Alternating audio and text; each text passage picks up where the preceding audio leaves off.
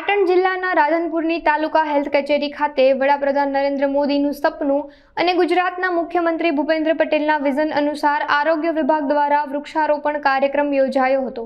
એક વૃક્ષ માં કે નામ અંતર્ગત વૃક્ષારોપણ કાર્યક્રમ યોજાયો હતો।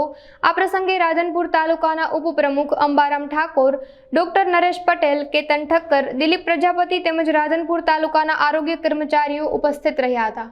આજ રોજ તાલુકા હેલ્થ કચેરી રાધનપુર ખાતે એક પેડ એક માં પ્રોગ્રામ અંતર્ગત જે રાજ્ય સરકાર દ્વારા અભિયાન ચલાવવામાં આવે છે, વૃક્ષારોપણ કરવામાં આવેલ છે, જેમાં એક પેડ એક માને સમર્પિત ના આધાર રૂપે વૃક્ષારોપણ કરવામાં આવ્યું છે।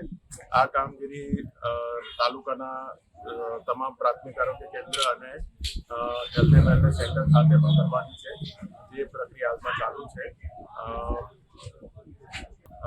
ડૉક્ટર કેતનભાઈ ઠક્કર, તાલુકા હેલ્થ ઓફિસર,